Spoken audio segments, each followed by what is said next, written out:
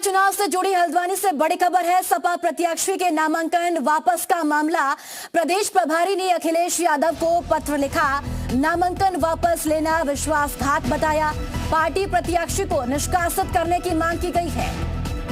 तो निकाय चुनाव की सरगर्मियां प्रदेश में लगातार तेज हो रही है। आपको बताते चले कि नामांकन वापस लेने की आखिरी तारीख भी अब चली गई है और सपा प्रत्याशी ने अपना नामांकन वापस लिया और अब इस नामांकन वापस लेने के मामले ने तूल पकड़ लिया है। प्रदेश प्रभारी ने अखिलेश यादव को पत्र लिखा है और साथ ही साथ पत्र में विश्वासघात बताया और पार्टी से निष्कासित करने की मांग भी अखिलेश यादव से की गई है।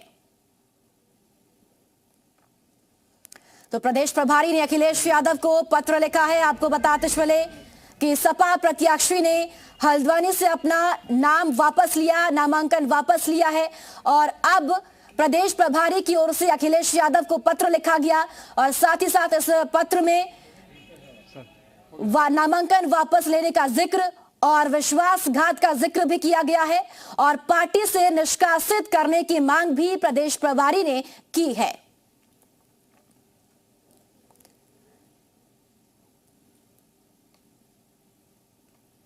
तो निकाय चुनाव से जुड़े हल्द्वानी से बड़ी खबर आपको बता रहे हैं, जहां सपा प्रत्याशी के नामांकन वापस लेने का ये पूरा मामला।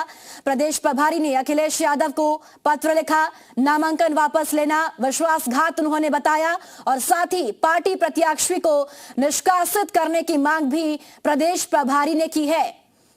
तो नामांकन वापसी के मायने कांग्रेस को एक और मजबूती यहां पर मिली है। अब मुकाबला सीधा कांग्रेस और बीजेपी के बीच होगा। शोएब अहमद कांग्रेस प्रत्याशी ललित जोशी के बेहद करीबी भी माने जाते हैं। ललित जोशी के लिए आपको बताते चले कि नामांकन क्या वापस लिया गया, यह भी सवाल अब यहां पर उठता है क्योंकि सपा प्रत्याशी कांग्रेस प्रत्याशी के करीबी माने जाते हैं। ऐसे में कहीं ना कहीं यह सवाल भी उठ रहा है कि क्या सपा प्रत्याशी ने कांग्रेस प्रत्याशी के लिए अपना नामांकन वापस लिया है। तो पूरा मामला क्या है यह भी हम आपको बता रहे हैं। सपा प्रत्याशी ने अपना नामांकन वापस लिया और अब सपा प्रत्याशी को पार्टी से निष्कासित करने की मांग प्रदेश प्रभारी ने की है। अखिलेश यादव को चिट्ठी लिखी है और इस चिट्ठी में तमाम जो चीजें हैं उनका जिक्र प्रदेश प्रभारी ने किया है। विनोद हमारे साथ जुड़ चुके हैं ज्यादा जानकारी के लिए।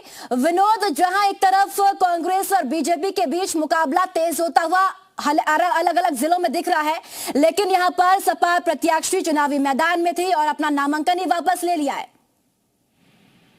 देखिए, बिल्कुल पहले बीजेपी और कांग्रेस ने नॉमिनेशन किया था और उसमें एक अचानक मोड़ तब आया जब सपा ने भी अपनी राजनीतिक एंट्री की और अपना नॉमिनेशन शोएब अहमद ने यहाँ कराया था। और उसमें सबसे दिलचस्प बात ये रही कि दोनों एक दूसरे के विरोधी अब्दुल मतीन सिद्दीकी जो इसमें प्रदेश प्रभारी हैं समाजवादी पार्टी के और शोएब अहमद जो प्रमुख महासचिव है सपा के, दोनों एक हो गए थे और दोनों ने सपा को मजबूती से चुनाव लड़ने की बात कही थी। लेकिन 4 दिन के अंदर राजनीतिक मोड़ आया और सपा से शोएब अहमद ने जो अधिकृत प्रत्याशी थे समाजवादी पार्टी के, उन्होंने कल अपना नॉमिनेशन वापस ले लिया है। तो इसका सीधे सीधे फायदा ये है कि जो मुस्लिम फैक्टर की जो वोटें थी वो कांग्रेस को अब जा सकती हैं, क्योंकि वो बीजेपी का वोट बैंक इससे पहले कभी नहीं रहा है या बहुत कम वोट बैंक बीजेपी का रहा है। तो सीधे फायदा कांग्रेस को जा रहा है। विनोद, फायदा कांग्रेस को तो होगा, लेकिन वजह इसके पीछे क्या मानी जा रही है कि आखिर नामांकन वापस क्यों ले लिया?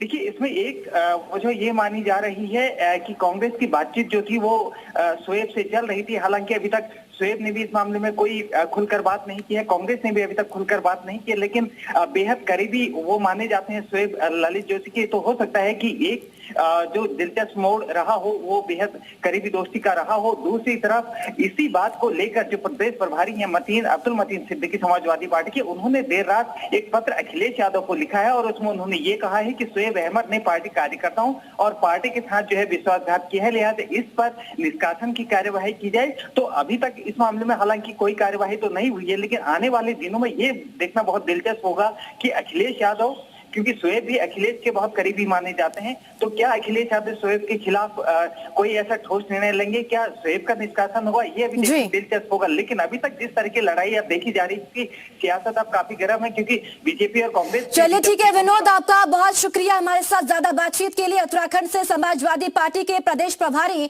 अब्दुल मतीम जुड़ चुके हैं। अब्दुल जी, क्या वजह है कि पार्टी प्रत्याशी ने आपके नामांकन ही वापस ले लिया?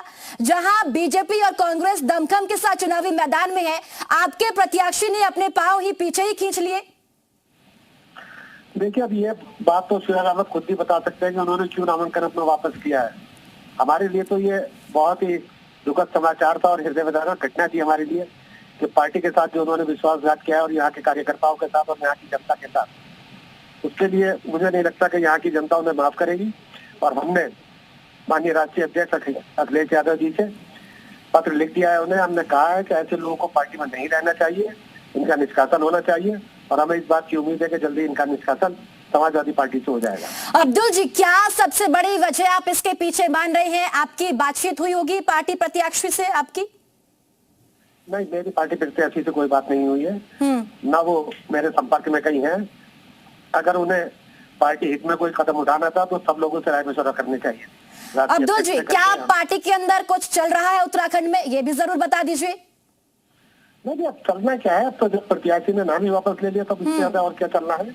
लेकिन आगे के लिए हम ऐसे लोगों पर विशेष ध्यान रखेंगे कि इन फ्यूचर हम ऐसे लोगों को बिल्कुल पार्टी के आसपास भी कहीं भटकने नहीं देंगे। चलिए अब्दुल जी।